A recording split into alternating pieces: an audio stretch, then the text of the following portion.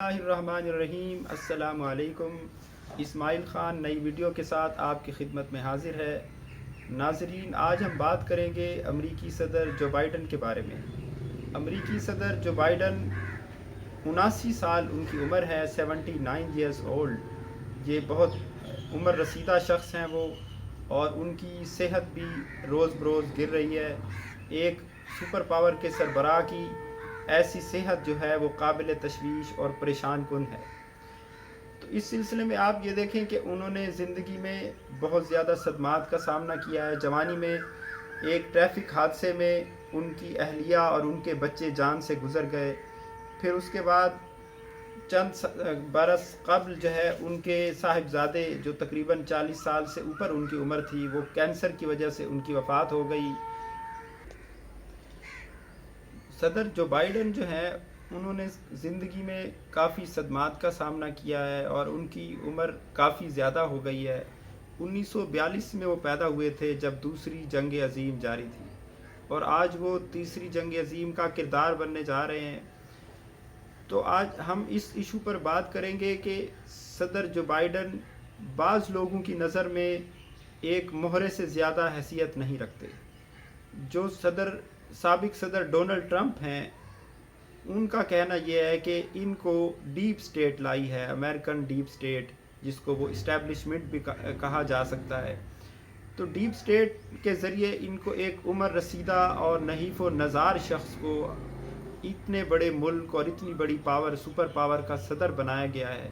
ان کی صحت کا یہ حال ہے ناظرین کہ پچھلے سال وہ جہاز کی سیڑھیاں چڑھتے ہوئے 3 بار گر گئے، اور ان کی مخبوط الحواسی کا یہ عالم ہے کہ گزشتہ دنوں وہ نارتھ کیرولینا میں ایک یونیورسٹی میں خطاب کرنے گئے۔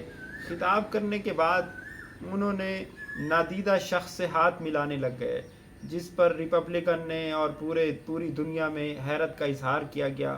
بعض لوگوں نے کہا کہ وہ شیطانی قوتوں سے ہاتھ ملا رہے تھے، بعض لوگوں نے کہا کہ وہ نادیدہ قوتوں سے ہاتھ ملا رہے تھے۔ بہرحال میری نظر میں تو یہ ہے کہ وہ ایک مخبوط الحواس شخص بن چکے ہیں۔ ان کے حواس کام نہیں کرتے۔ ان کو لگا کہ سامنے کوئی شخص ہے، ان تقریر ختم کرتے ہی وہ اسے ہاتھ ملانے لگ گئے، جبکہ سامنے کچھ نہیں تھا۔ ہوا میں انہوں نے ہینڈ شیک کیا، اس کے بعد وہ کنفیوز دکھائی دیے، اور اس پر پوری دنیا میں ٹویٹ ہوئے، لوگوں نے میمز بنائیں اور بہت کچھ تبصرے کیے گئے۔ ایک تو صدر جو بائیڈن جو ہے ان کی مخبوط الحواسی اور ان کی دن بدن گرتی صحت کا معاملہ ہے۔ دوسری بات ان کا بے اختیار ہونا ہے۔ ایسٹر کے موقع پر چند دن قبل جو ہے مسیحی دنیا نے ایسٹر کا تہوار منایا، تو ایسٹر کے موقع پر صدر جو بائیڈن جو ہے وہ عوام سے گفتگو کر رہے تھے، تو اس میں پاکستان اور افغانستان کا ذکر چھڑ گیا۔ جیسے ہی وہ بات کرنے لگے تو ایک ایسٹر بنی کاسٹیوم پہنے، یعنی ایک خاتون تھی، وہ بعد میں پتہ چلا، وہ ان کے سامنے آ گئیں، اور انہوں نے آ کر ان کو پاکستان اور افغانستان کے بارے میں بات کرنے سے روک دیا، اور ان کو وہاں سے لے گئیں۔ صدر جو بائیڈن بے بسی سے وہاں سے چلے گئے، اور یہ واقعہ ظاہر کرتا ہے کہ وہ ایک بے اختیار صدر ہیں۔ اس پر کافی تبصرے ہوئے، لے دے ہوئی کہ وہ ایسٹر بنی جو ہے، وہ جو خرگوش جو تھا کاسٹیوم پہنے ہوئے، وہ کون تھا؟ تو ان کی سیکرٹری جو ہے میگن، انہوں نے بعد میں کہا کہ وہ میں تھی، اور میں ان کو وہاں سے لے گئی تھی۔ لیکن انہوں نے کوئی وجہ بتانے سے گریز کیا کہ کس لیے وہ جو بائیڈن کو وہاں سے لے گئیں، اور کس لیے انہوں نے پاکستان اور افغانستان کا ذکر نہیں کرنے دیا۔ آخر وہ کون سی طاقت ہے جو امریکہ کے اندر، ایسی کون سی لابی ہے جو پاکستان کے مخالف ہے اور پاکستان کے مفادات کے خلاف وہ کام کر رہی ہے، اور ایک امریکی صدر کو بھی بات کرنے کا اختیار نہیں ہے کہ وہ پاکستان کے بارے میں بات کریں۔ اس معاملے پر پاکستان میں بھی تشویش ظاہر کی گئی کہ آخر کیا وجہ ہے کہ امریکی صدر پاکستان کے بارے میں بات تک نہیں کر سکتے، وہ ایسے بے اختیار ہیں۔ تو اس سے، ان دو باتوں سے کہ انہوں نے ہوا میں ہینڈ شیک کیا، اور ایک ایسٹر بنی یعنی ایک جو خرگوش ہے کاسٹیوم پہنی خاتون، انہوں نے ان کو پاکستان کے بارے میں بات نہیں کرنے دی، یہ دو باتیں ظاہر کرتی ہیں کہ وہ ایک مخبوط الحواس شخص ہیں۔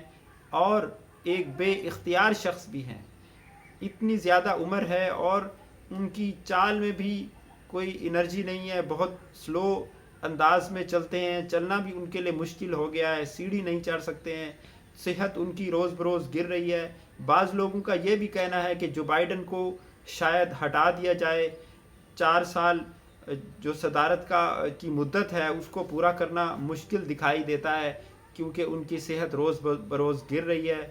لیکن یہ پاکستان کے لیے ایک پریشان کن صورتحال ہے. ایز اے پاکستانی میں بھی اس پر تشویش اور افسوس کا اظہار کرتا ہوں، کیونکہ کچھ بھی ہو پاکستان کے لوگ امریکہ سمیت دنیا کے کسی ملک سے دشمنی نہیں چاہتے. ہمارا جو مسلک ہے وہ پیس ود آل ہے، تمام لوگوں کے ساتھ امن و سلامتی کے ساتھ رہنا چاہتے ہیں، دوستی کا رشتہ ہم ان کے ساتھ رکھنا چاہتے ہیں. یہ ٹھیک ہے کہ ہم نہیں چاہتے کہ پاکستان امریکہ کی کالونی بنے، لیکن امریکہ سے ہم دشمنی بھی نہیں چاہتے ہیں، نہ کسی اور ملک سے دشمنی چاہتے ہیں. یہ دنیا اسی وقت ہی درست ہو سکتی ہے، اچھی ہو سکتی ہے، جب تمام ممالک، تمام لوگ، تمام مذاہب، تمام طاقتور قومیں وہ امن و سکون کے ساتھ رہیں، ایک دوسرے کے خود مختاری کا احترام کریں اور ایک دوسرے کے حقوق کا، ایک دوسرے کے مفادات کا احترام کریں. اس لیے یہ بات پریشان کن ہے کہ امریکی صدر کو پاکستان کے بارے میں بات کرنے سے کیوں منع کیا جاتا ہے. آخر کیا خطرہ ہے ان کو کہ جو بائیڈن کوئی پاکستان کی فیور میں کچھ نہ کہہ دیں. تو اس لیے اس بات پر پاکستان میں عام طور پر ایک تشویش پائی جاتی ہے. سوشل میڈیا پر بہت سارے لوگوں نے اس پر اظہار خیال کیا ہے، ٹویٹر پر کیا ہے. تو اب تک کے لیے اتنا ہی، انشاءاللہ ملتے ہیں نیکسٹ ویڈیو میں. اللہ حافظ.